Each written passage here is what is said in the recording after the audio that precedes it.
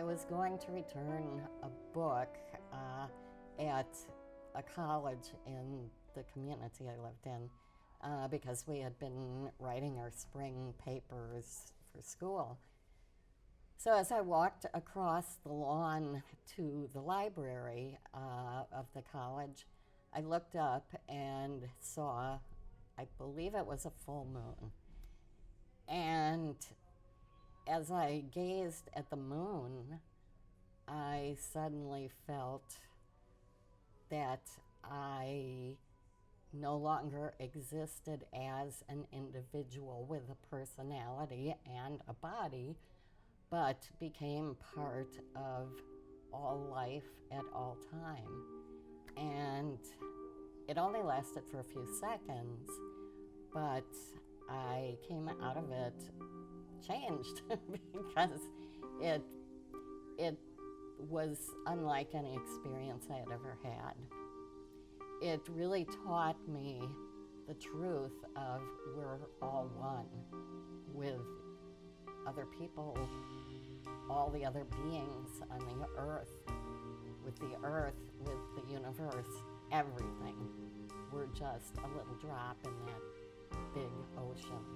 I like paganism because paganism says that God is in everything and everywhere. It's in every rock and animal and star and human, and we're all part of the whole. Monotheism says that God is separate from us. God is only in the sky. We're not part of it, and we could only hope to be as good as God. But paganism says that we're all part of God. The Wiccans are pagans, but not all pagans are Wiccan. So, and sometimes people don't realize that. And what I've noticed these days is many times the only pagan path people are aware of is Wicca. And that's fine if that's what they truly want to pursue. But I also try to point out to people that there are as many different pagan traditions as there are cultures on this earth. I think that God in himself definitely believes and understands that spirituality is not a one-size-fits-all. In that, look at all the major religions of the world. Many of our religions have similar stories to each other, and many will argue that that means that their religion is superior, that religion trumps other religions. In reality, that tells me that God has translated this story for many, many different versions. He understood that he created us differently. He understood that our hearts and our souls were not going to be the same in that essence. He could not create a one religion that would make us all happy. Organized religion doesn't like people to have their own connection to God. They like to be the avenue so that they can control the message. We say that the difference between spirituality and religion can be explained by the orange juice theory. Spirituality is like orange juice. It's natural and nutritious and delicious. Religion is the can that it comes in. It's hard and indigestible. It has a label on it and the brands compete against each other. What you have to do is puncture through the can to get to the same sweetness inside. People who are pagan believe that we are responsible personally for whatever happens to us or whatever goes on with us and whatever we do. So it's about being personally responsible and ethical.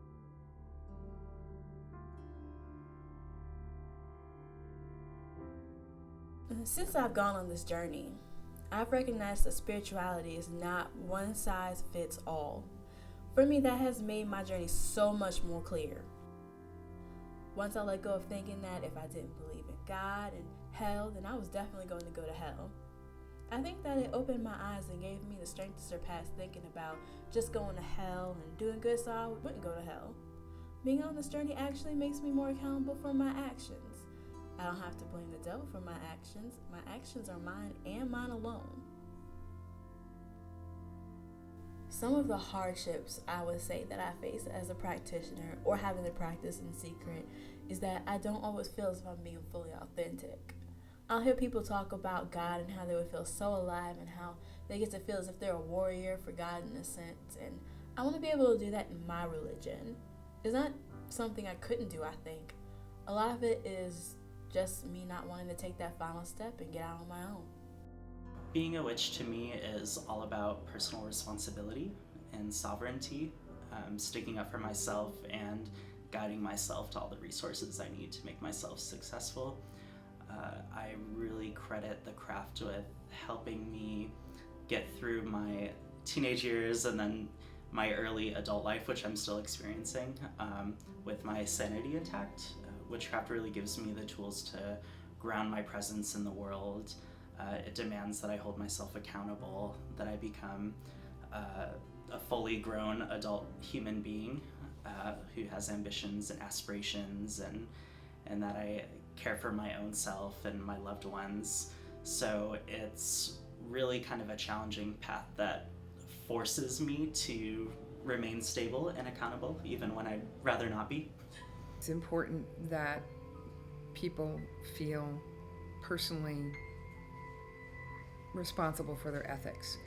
And so pagans tend to feel that not some other deity or some other person is responsible for their actions, that they are responsible for their own actions, and that we should be responsible for our own actions and not have somebody else dictating how we live our lives, but that we choose to live ethically as a, it's called enlightened self-improvement, enlightened self-interest. That's the words, enlightened self-interest. In other words, it's if you are living ethically, then it reflects back on you, and it's the concept of the threefold law, which is if whatever you do returns to you threefold. So the idea is that, if you do bad stuff, it's going to create problems for you, and if you do good stuff, it'll create good stuff for you.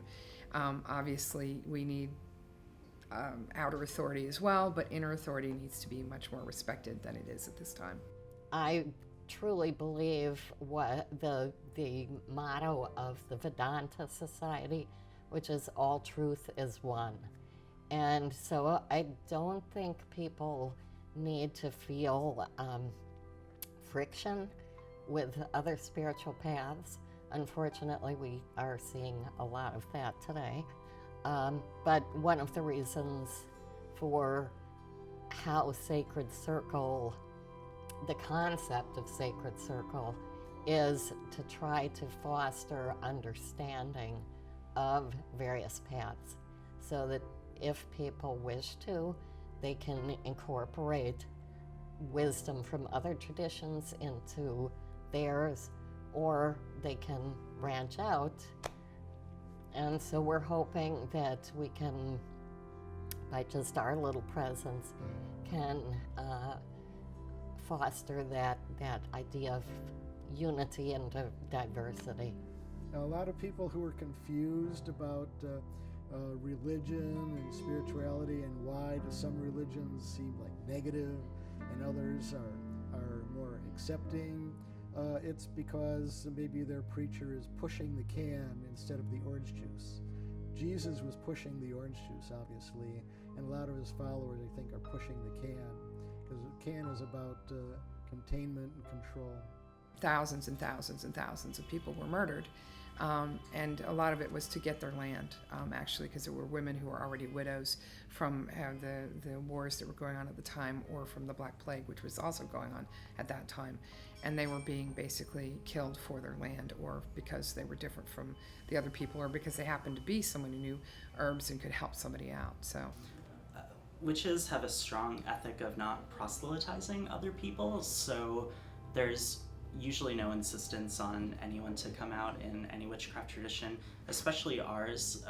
We definitely have some older members in our tradition who, come from generations where that would not be okay with their family, and their family members are getting so old anyway that it's just not worth it to cause the drama to come out of the broom closet. But we definitely offer support for people who are looking to go through with that. There's certain people in our tradition, specifically in the DC area, who are in high positions in government, in intelligence agencies, things like that, where coming out as a witch publicly could possibly hurt their professional credibility. It's unfortunate and something we try to fight against, but it's still the reality.